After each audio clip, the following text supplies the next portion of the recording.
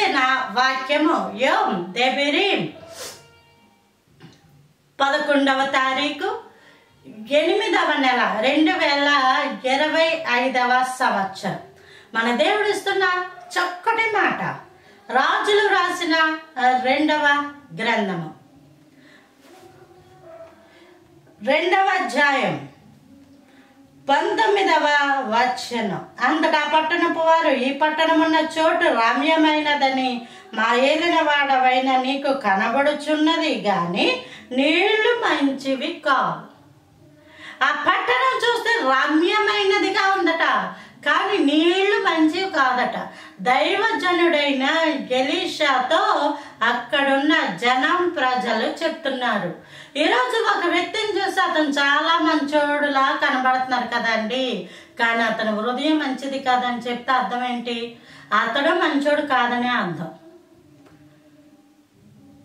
లేకపోతే ఒక పంట ఉంది, ఆ పంటను చూపించి పంట అంత బాగుందండి, అది తింటే చనిపోతారు అని చెప్పారు అనుకో, ఇంకెవరు ఆ పంట వల్ల దానివల్ల దేనికి ఉపయోగం? ఎందుకు ఉపయోగం ఉండదు.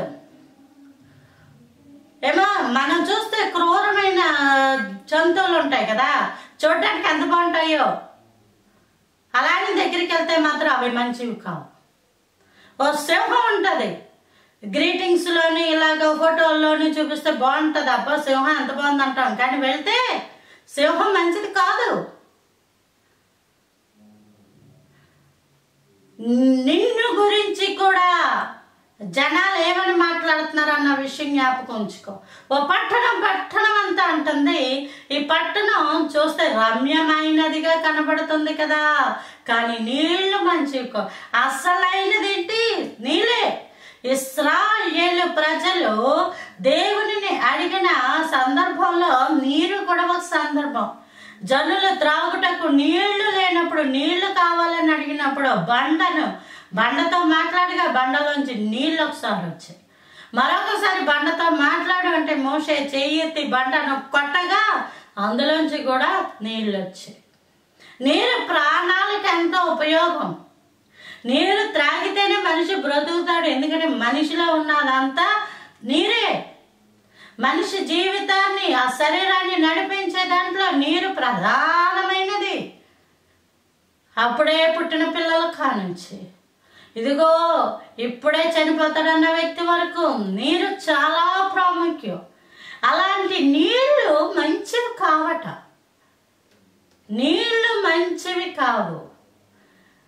ఈరోజు నీ జీవితంలో ఏది మంచిది కాదో నీకు తెలుసు. చాలా మందికి తమ యొక్క లోపాలు తెలుసు, చాలా మందికి కాదు, తను ఏం చేస్తున్నాడో మనిషికి ఖచ్చితంగా తెలుసు.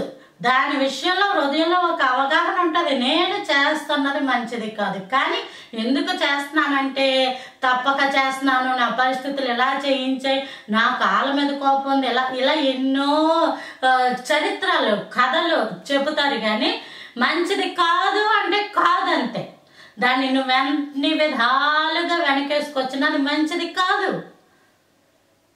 మంచిది కాని వాటి వల్ల ఎప్పటికీ నష్టమే.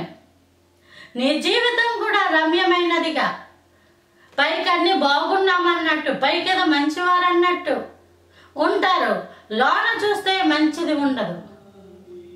భార్యాభర్తల్లా కనబడతారు, కానీ వాళ్ళు భార్యాభర్తలు కాదు అంటారు తర్వాత. ఎంత భయంకరం అలాంటి సంగతులు. ఏమా అన్నా చెల్లెలు అంటారు, అన్నా చెల్లెలు కారు. ఫ్రెండ్షిప్ అంటారు, అది స్నేహమే ఉండదు అందులో. ఏమా ఎంత దారుణం. చూడడానికి చాలా బాగుంటారు, కానీ లోన నీళ్ళు మంచివి కావు. ఒకవేళ నువ్వు కూడా ఇలాంటి పరిస్థితిలో ఉంటే ఏదైతే మంచిది కాదో అది ప్రభు దగ్గర ఒప్పుకో. నా జీవితాన్ని మంచిగా సరిచేయండి ప్రభువా, నేను మంచిగా ఉండాలి, నా జీవితాన్ని మంచిగా మార్చేయాలి నువ్వు అడిగినప్పుడు ఏదైతే మంచిది కాదని చెప్పుకున్నారు. సమరయ స్త్రీ గురించి కూడా మంచి ఆవిడ కాదు ఆవిడ, కానీ ప్రభువు మాట్లాడాక ఆమె ఇచ్చిన సాక్ష్యాన్ని బట్టి ఊరు మారారు. జక్కయ్య కూడా మంచి సాక్ష్యం లేనటువంటి వ్యక్తి. ప్రభు ఆ ఇంటికి వచ్చాక జక్కయ్య ప్రభు కోసం తను సంపాదించిన ఆస్తిని అంతా ఇచ్చేశాడు. ఈరోజు నీవు కూడా దేవునికి ఒక్కసారి ప్రార్థిస్తే దేవుడు నీ జీవితాన్ని మార్చును కాక. Praise the Lord. ఆమేన్.